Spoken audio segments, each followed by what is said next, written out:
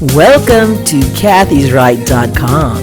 I'm so happy to be back with you. Today we have two special guests, Bill Robinson, columnist for Newsmax and also for Red State, Laura Brockway, host of No Soul Left Behind. This should be good.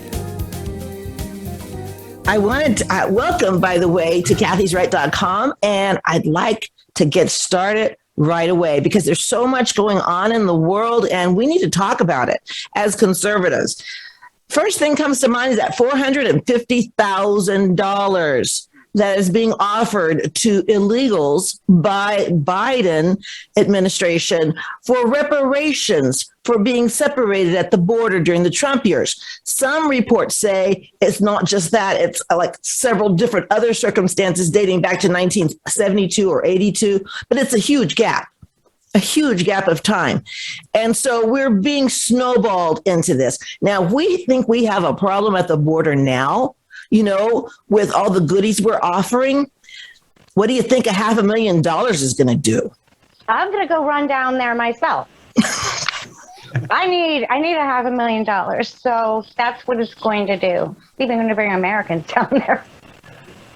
What say you, Bill? Well, it's another part of the sick and twisted way that Democrats have of taking care of other people more than real Americans. I don't consider these people real Americans. They would have to come to this country legally and then wait 5 to 10 years for their green cards, like all the other real Americans immigrated here. And it's kind of like it's just the Orwellian reversal of common sense and part of this whole Marxist BLM repatriation issue.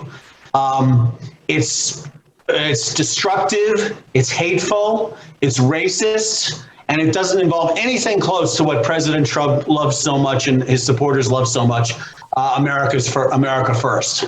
And merit-based immigration. Merit-based. I don't hate all immigrants, but I darn sure hate the people coming and trying to break into our country. They're taking advantage of us, really.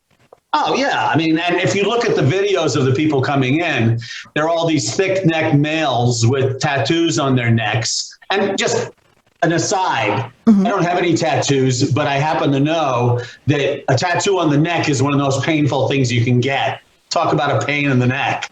So these people go through this kind of sadistic, masochistic ritual of getting tattoos on their necks so other people can know what kind of pain they've been through and they put their bodies through. And if you look at them, we're not talking about a bunch of crying babies, although there are certainly some of those. The cartels have to insert some artificially so they can get the fentanyl and the child traffickers through. That's true. Most of these tattoos indicate what gangs they belong to as well. In fact, a friend of mine who's working at the border presently says that some of the people who are driving the buses to and from the charities and the home health services or whatever, HHS, or is it human services, that those people driving the bus, he saw they had the insignia tattoos on their arms of the gangs that they belong to, meaning they probably work for the cartel, and they're driving the bus. It's a well-oiled machine, and Biden is forcing all of us to partake in this evil. Well, they're just paying people to come here. I don't even buy any of the rest of it.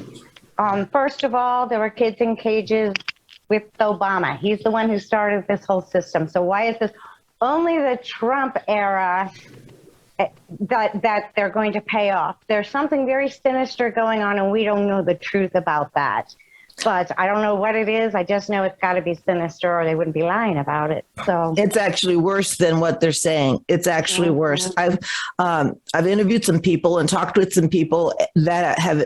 I was on a show just last week, my friend Kenny's show, Southside Unicorn Show, and there was a lady, a CPS officer lady from Oregon, and they're getting a lot of the illegal babies. They're unaccompanied minors. And all of a sudden, the rules that they used to have, the strict rules for foster parents, they no longer have. She's not allowed to ask for an ID. She's not allowed to ask where they come from. These are the families that are saying that we will take these children, sponsored. This is something very evil going on. She's not allowed to ask why there are other adults living in the home. She's not allowed to ask for an ID or a vehicle registration when she puts children in a car, because of illegal immigration. And this is a big change from what she's ever been asked to do before. That is completely opposite of what they claim they want to do too, because what happened to these kids need to, you need to respect their culture. We need to, the diversity. Well, if you're not even allowed to ask them where they're from, you can't support whatever their life is or their culture, or you can't even help them with their needs if you don't know where they're from. And you can't verify who they belong to. There's no way of verifying who they belong to. So now we've got CPS actually aiding something that they know is sinister, but that they're keeping their job. That's not new.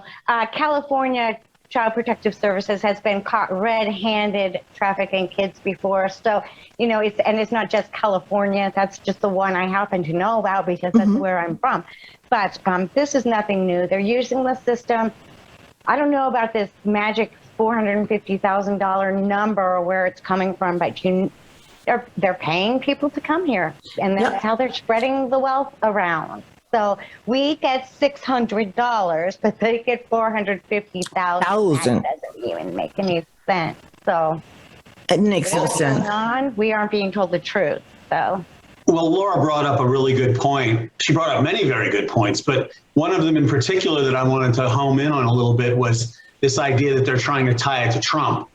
These small-minded, petty little mentally ill people are definitely afraid Trump's going to come back and take over with a House and a Senate that's going to completely excoriate and destroy everything they've ever accomplished over the last 20 years, even Obama era stuff. Trump wasn't finished dismantling the Obama Marxist framework yet, but he will. He was getting close. Now they're just bringing it back little by little. They're so inept and incompetent, they're only bringing it back little and little, or little by little. They can't move as fast as Trump did. But it's part of this whole thing, like, let's make sure Trump has to deal with, all the kids in cages and foil blankets issue, because that hasn't been sufficiently debunked with the pictures of it from the Obama administration. I mean, it's absurd. And then he fixed that as quickly as he possibly could. So the whole thing is about, let's avoid Trump coming back. We want to impeach him twice, as Pelosi tried but failed, and then he can never run again. It's all about Trump right now in the back of their minds. They're not even worried about their own skins. Trump takes up real estate in their heads for free. Yes. They cannot they're obsessed. They just cannot let it go, and they're not going to. So we can use that to our advantage, though, but because they wouldn't bother attacking if they weren't worried about him. So we use it to our advantage. I think they're terrified, and it's him, and it's also us. Because right now they're into the control, because, the pandemic gave them a taste of power, and that sense of power is addictive. And so I see them as trying as hard as they can to change the laws so that Trump won't be able to reverse things as fast as they can. I call it the fast and the furious. The fast and the furious. That's how fast and furiously they are destroying our country on purpose. To become a communist, let's be honest, Marxism is like a smiling version of communism. 100%. And the way I've seen it, and I see it from the start, I mean, most people know that I thought this was going to happen in 2016. I thought Hillary was going to cheat her way in and we would be facing all of this. And I do feel like we got a little reprieve in 4 years of Trump. And then they turn around and stole it in 2020. But they're just desperate, and they'll do anything. And I don't think we have 4 years to wait for him to come back. I think at the rate they're going, we will not have a country. We know we're not going to have a church in 4 years. The way Francis and Biden are destroying both church and state right now, I don't know if we have 4 years, but I don't know. What do you guys think about that? What's left in 4 years? In reference to the book Infiltration, it seems plausible. I don't I hesitate to say for sure, because like I said, we're not required as Christians to like everybody. We have to love everybody, right? But to like everybody, that's not going to happen. I've been at churches before for years and didn't like the priest one bit, but I needed my Happy Meal and I needed all my sacraments. And I even learned things from them. But this particular Pope, he's rubbed me the wrong way. It's like every time he speaks, I'm thinking, oh gosh, what's he going to say this time? And then he does or doesn't. And it's just, I'm always like waiting for the other shoe to fall. And this meeting with Biden was for show. And Biden was an idiot. He comes out of there and says, he says I could still take communion. I mean, that's like a child. Thing. This was all for show, like you just said. And I mean, who knows? We will never know what happened inside that meeting. We'll never know the truth about it. But whoever is pulling both of their strings, because let's be honest, the world powers ousted Pope Benedict XVI the exact same way they did President Trump. Yes. They ousted him to install their own guy that they could control. So whoever's pulling those strings, and we know ultimately it's the Antichrist, the devil, that's pulling their strings. I don't know who the man on earth is. Some people would say it's Soros, or it's President Xi, or Gates. UN. I don't know. Whoever is at the top of this Freemasonry pyramid, they had these two on display on purpose to show the world, I own both of these. And that's what it was all about. So whatever the meat of it was, yes, Biden says, he says I'm a good Catholic and I should continue receiving communion. Which was a slap in the face to me. It's a slap in the face also to all of, the few holy bishops who are fighting hard to try to keep communion from these pro-abort politicians, because, it's desecrating the Eucharist. You don't give the flesh of Jesus to Jesus's enemies. So either they don't believe in the true presence, which is probably part of it for some of them, or they're purposely mocking him. So either way. Well, you know what happened to Judas. Judas took communion and it didn't end well for him. That's right. Just saying. We're really going to know, because Biden can say whatever he wants. Mm-hmm. The Vatican is never going to comment, just like the Vatican never clarifies anything. But, I think you made a good point in our note, in the notes you sent before the show, that, it's an opportunity.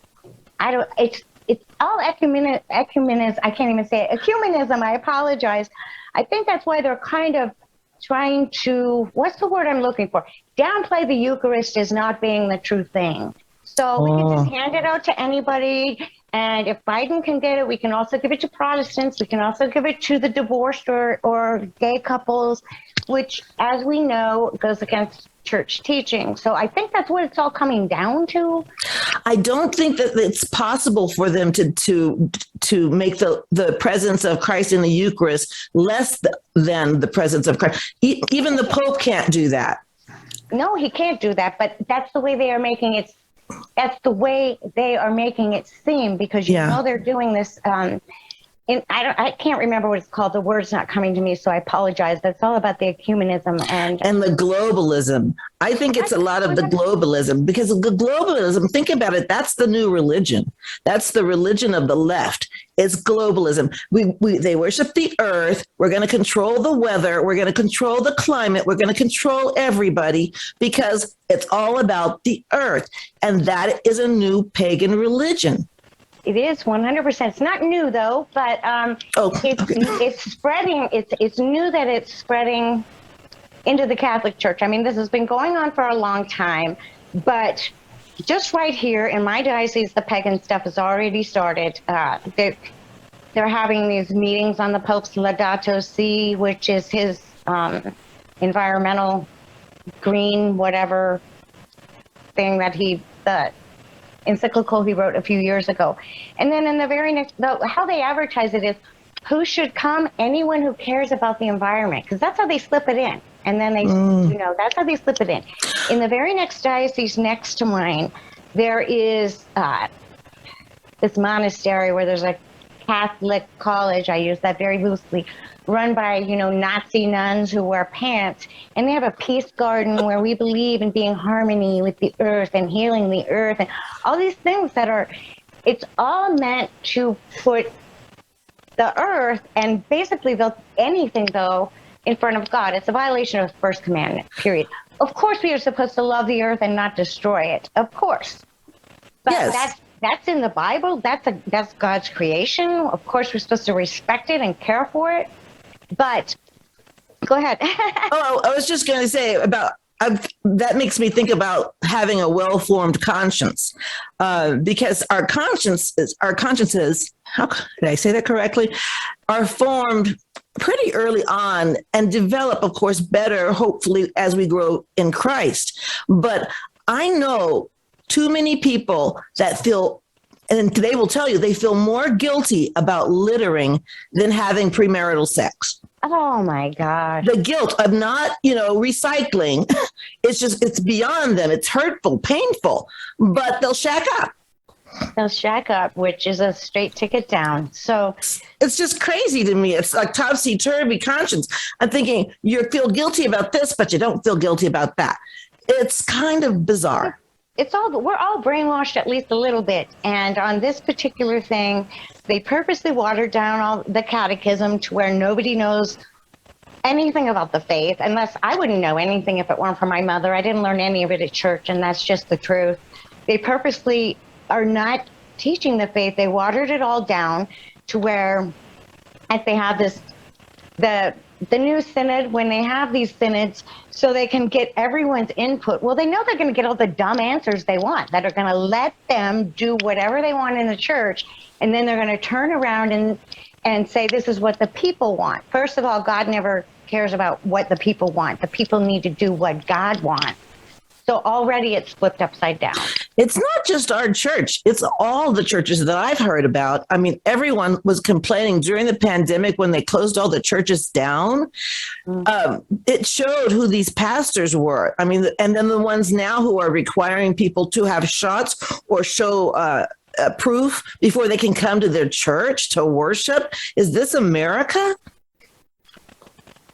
I just think that's odd. I just think where are your Christian balls, so to speak? I want to know, where are their Christian balls? Why don't they stand up for what they profess to believe? How can you say, Jesus, I trust in you, while you're wearing a mask? It just doesn't make any sense to me. They're trusting the world, and that's what's been going on since the beginning of the pandemic. So, I think most people know that I went to Mass the entire way through. I did what I had to do to find a Mass because, in my heart, Jesus was saying, don't let go of these sacraments. You're never going to get them back. Because I was, some places still have not had the Eucharist yet in all of this time. Wow. So I made treks out to the middle of nowhere to car Masses the entire time. And I'm not trying to credit myself for anything. Just you either trust or you don't. And I'm thinking we do trust. I think we three, I know we all trust in God. I really think, though, we have to trust, but we also have to act. And I think that's probably our purpose here on podcast and things like that, is our action. For instance, our children are under attack. All of our children, not just the children being trafficked coming through the border, but our American children are being attacked daily. And it's not by a stranger down the street. It's about the union-run schools. Well, I just have to pop back for a moment. I'm happy to go into Randy Weingarten and what a snake she is, what a garden snake she is. But I have to bounce back for a second as the sole Protestant. And clearly outnumbered by my Catholic cousins here. I've just got to say, I watched the Biden meeting with the Pope very closely and was struck about, he goes in there and gets as close as one gets to their spouse, to the Pope, with no mask. I thought, so it showed what a sham and fraud this whole thing has been from the very beginning. It's just yet another tidbit, right? It piles into the back of the truck. And it's a big truck with all the other examples like Pelosi at the hair salon Newsom at the French Laundry, and it's just a Whitmer wherever at the bar. I mean, it just goes on and on and on. These people never wear masks when there's no media around, and then they, of course, get caught not wearing them when there happens to be some media around. The masks mean nothing, Bill. They really mean nothing. Well, Think about just one example of what I noticed is how he got creepily close to the I saw Pope, that. like he does with the little girls, and like he did with Hillary Clinton, like he does with everybody. You know, He was it's like totally close. Yeah, it's almost like the Cuomo excuse of I'm Italian, we get close to people. It's like, you know, he should be saying I'm whatever he is, Irish, should I get close to people? I guess that's the ancestry he's trying to claim, right? Is the I'm Irish. I don't know what the heck he is, but whatever he is, he shouldn't be getting so close to people no matter what his ancestry. And he goes on, I don't know if you saw the extended part. I only saw this on one particular channel, but then he goes into telling the Pope stories about some guy and playing baseball and age, Satchel Paige, and all this stuff. Completely disconnected from reality and so tangential and irrelevant to the Pope. You know, of course, the Pope's trying to see if there's some way he can scrounge a laugh out of what Biden's saying to him. The only way you can get a laugh from something Biden says is because it's so stupid. And so the final thing is the way Biden comes out, and in his typical dementia patient way, he's asked about, did the Pope say anything about communion? And of course, he tries to force the error on himself and lie about it to say, oh, yeah, the Pope said I should take communion. Well, the Pope said nothing of the sort. Of course, the Pope might have said that to him, but that never came up because Biden wouldn't want to ask that. Because, of course, the Pope would say, you know, I don't have any problem with it, but it is pretty clear from the catechisms and the, you know, whatever the laws are in the Catholic Church, which differ from the Protestant Church, you know, we're all in the same boat because we believe the same fundamentals. And, you know, I don't believe any of these people should be taking communion because communion is a sacred ritual. And there's some preparation that goes into it. And you don't have to be vetted out, but you have to be on the honor system to be vetted out. It's the buddy system. Don't go and take communion when you're a baby murdering, open border, you know, Black hating, Hispanic hating, and you go around acting as if you like love everybody and you're going to take care of all the minorities. It's so untrue and it's so phony. That's why they get excommunicated and thrown out of the church. It's totally phony. I see so much. Nancy Pelosi, another one. She's another embarrassment. Can you imagine? Can you imagine? I mean, the way that she has approached abortion.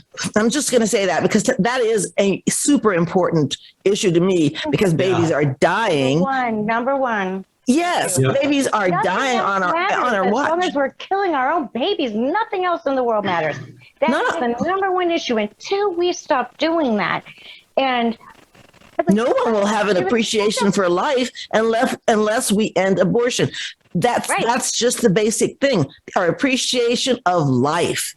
Well, it's a gift from God. It was a missed opportunity for Pope Francis. If he were a true pontiff, it was a missed opportunity for him to explain to Biden.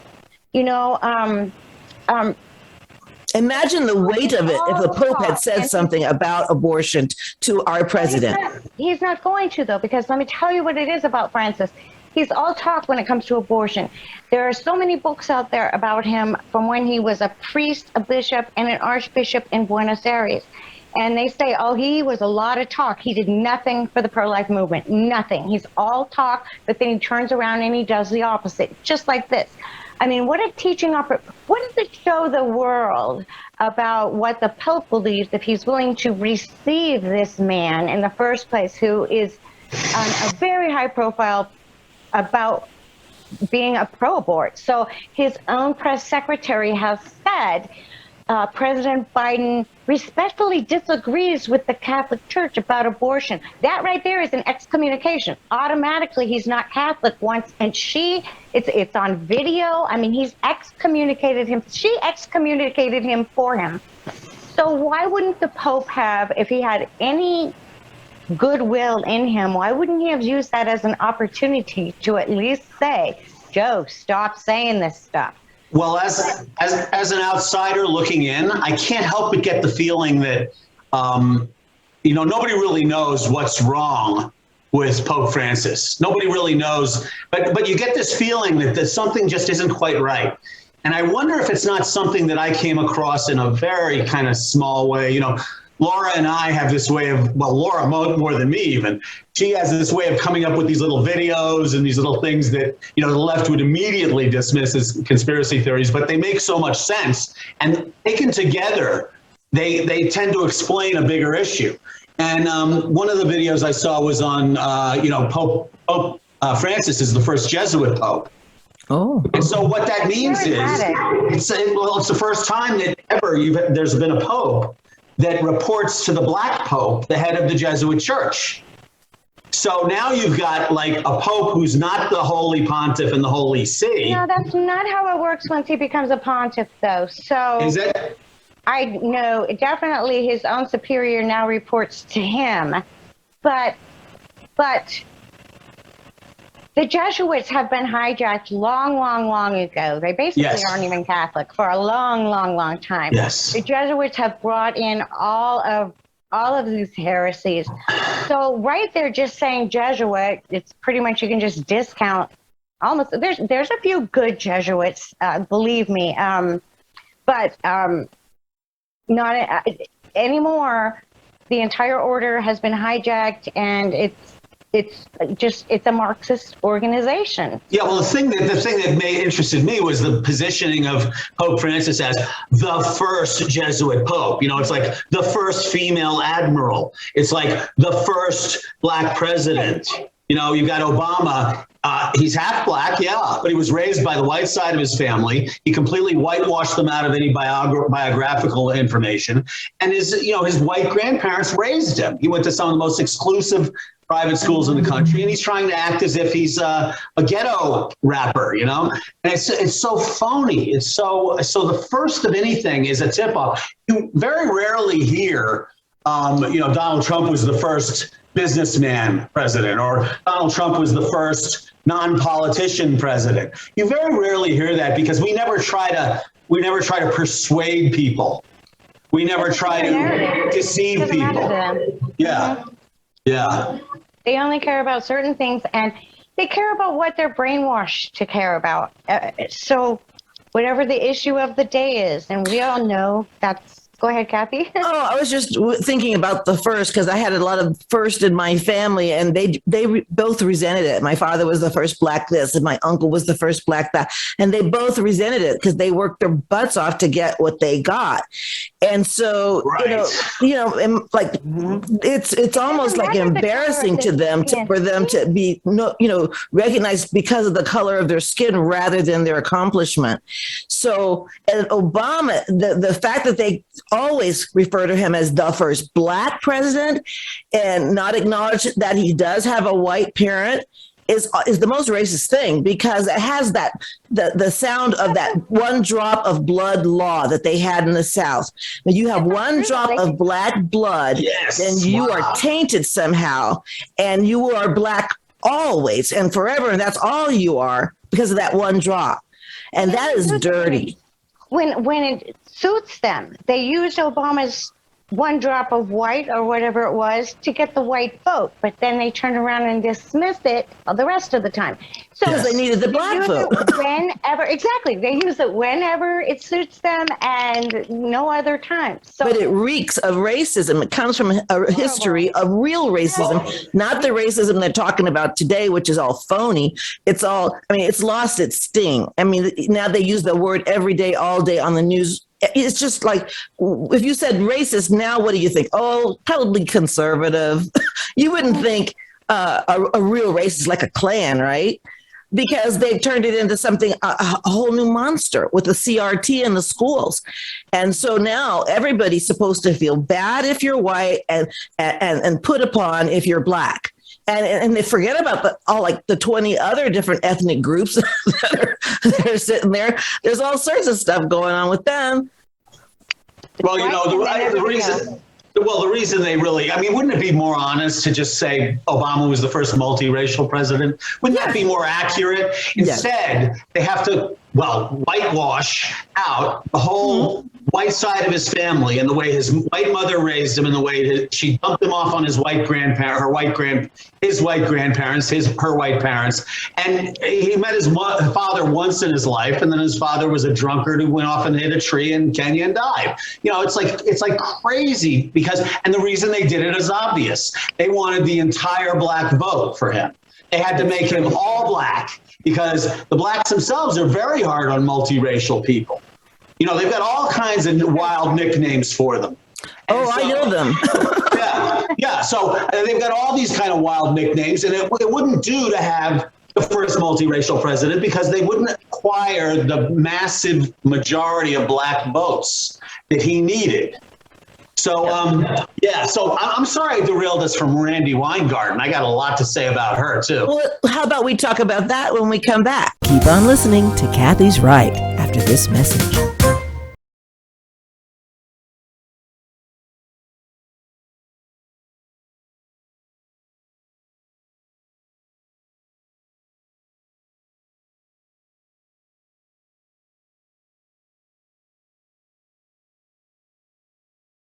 And just like that, we're back.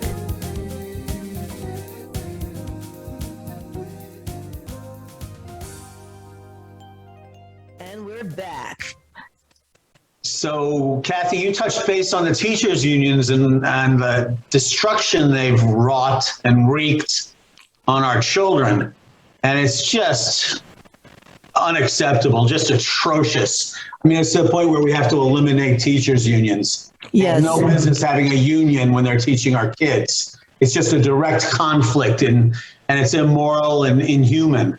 I've done a lot of research on Randy Weingarten for an article I'm writing for Red State, and she's just an unbelievable piece of work. I mean, one of the most nasty pieces of work you'd ever want to encounter. So, I mean, one of the small things that's not known about her is she's this kind of lesbian, vicious activist. She's got a lesbian wife, and hey, whatever, if you want to have a lesbian wife, fine, but I don't want you to control my children or the union that runs and dictates what our children are going to be taught, or what, when our children are going to be in school, as they haven't been most of the last 2 years. So she's got an agenda to promote, and clearly with that kind of lifestyle, she's going to love getting all kinds of books about my two moms and my two dads, and we're adopting these kids, and they're going to grow up having two moms, and I mean, it's just. So that's why did children have to even hear about sex? We did not hear about any of that. Why do children have to know about all of that? That's too much for them. They don't need to know all of that stuff. They're kids. And then they lie to us and tell us that they're not teaching them that. And then a mother or father will come into one of these meetings and read straight from one of their books saying, yes, you are teaching that. Yeah, Randy Weingarten is part of the reason we have 5-year-olds who know the different sexual positions. I mean, they know stuff that we just shouldn't, they've been handed over to Glisten and Glad, these two radical, homosexual, disgusting, NAMBLAs getting their fingers into our schools. This is really a disturbing criminal enterprise that's going on. And Randy Weingarten is like the traffic cop. She's like, oh, that's something disgusting you want to do to our kids? Come on in. But then anybody who wants to bring any sanity to our children, anything that wants to keep them involved in kid things, they're forbidden entry by this Gestapo-like mistress of mayhem in our schools. She's an absolute mess. And she also is the one responsible for following her constituents' desires to stay home on the couch eating bonbons and occasionally jump on Zoom to teach the kids a few things, not how to read, mind you, but mostly things about how great Joe Biden is and what a dreadful person Donald Trump is. Now, she's got to be removed forcibly from office. You made a great point, Bill, about them bringing anything, immoral or anything into the school system. Oh, you want to do that? Come on in and teach our kids. Well, I think that's the entire point. I heard something really good this week about, the reindoctrination camps. when we keep waiting for them and waiting for them. And somebody made a great point to me. Look, the re-indoctrination camps is the school system. They're already here. This is exactly what they're doing in the school system.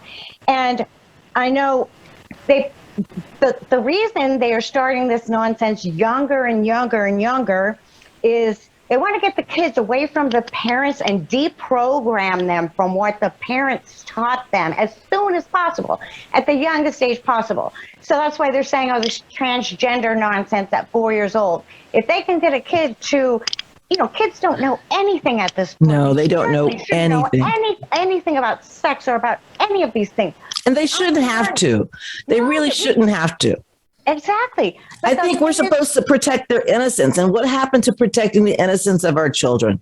And their minds are so pliable. Their minds are so pliable. That's the reason they do it, though. They want to get, if they can get a child to say this, then the state automatically can take control of that child away from the parents to do the deprogramming and the programming that they want. That's what they're doing. They're just programming our kids with all of this trash. And it's to replace the good and anything about God that they've learned from their parents at the earliest age possible.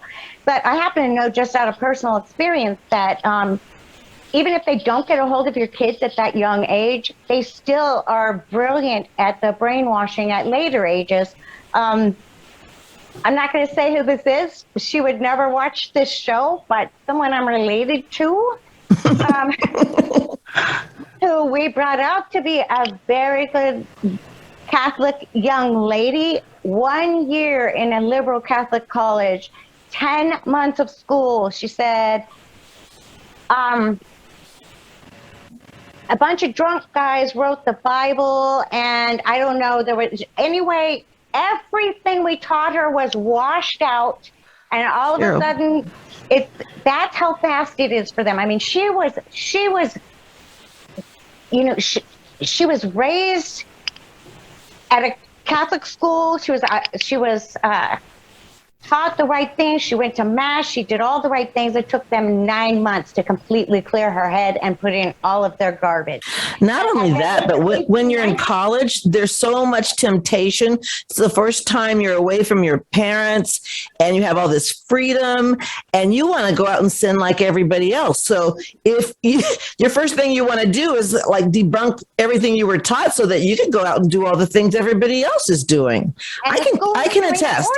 Yes. I was a college student once. Well, yeah, we all were. I mean, I wasn't a hoe, but I was definitely a college student, and there was a lot of that going on.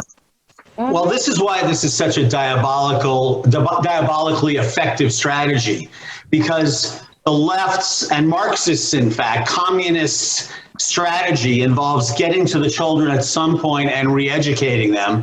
That time has come now. And for the last several decades, they've had the college students so that now they're at the point where transgenders are more important than everybody else. Black people are more important than every other race. Godless heathens, atheists, agnostics are more important than any other people of faith.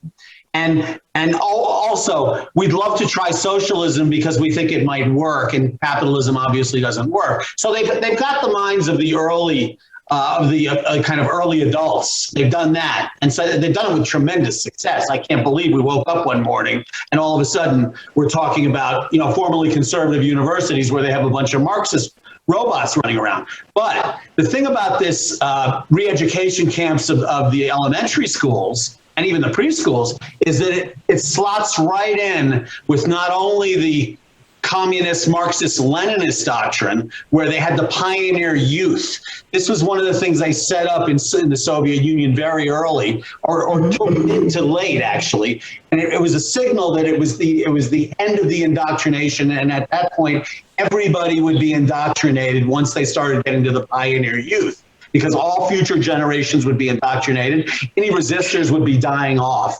And so the pioneer youth was an important part of the Soviet Union Marxist Leninist strategy, as well as the Nazis. Hitler had the Nazi youth, and he had these little people walking around giving the Hitler salute, the Nazi salute, singing all the Wagnerian Hitler songs, and it was obviously just a place where it's part of the final steps from capitalism to communism. So that sound again. It's almost as though the indoctrination that's facilitated in public schools is solidified in universities. That's the way I see it, because I don't think all of the teachers are into this, but I do know some conservative ones who are thinking of quitting the profession because of the curriculum. I know some former teachers my best friend who used to be a superintendent, she said if she had to raise children today, she would homeschool them or put them in a private school. And she ran the public school system of her time. I mean, things have changed since she was a teacher and then principal and then superintendent. Things have changed.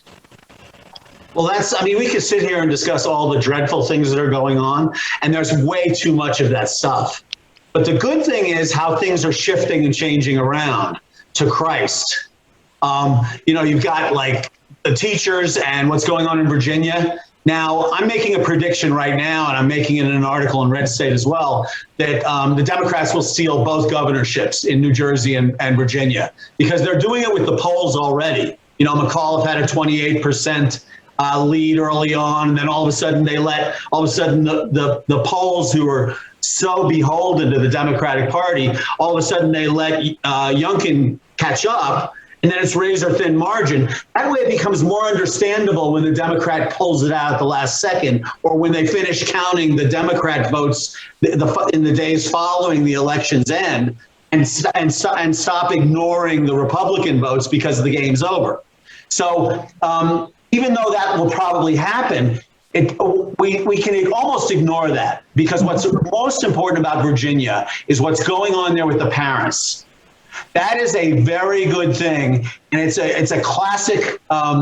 It's classic evidence of the Democrats shooting themselves in the foot. They're doing it on the border. People have had enough. It's one of the strongest polling percentage majorities that we have in the country.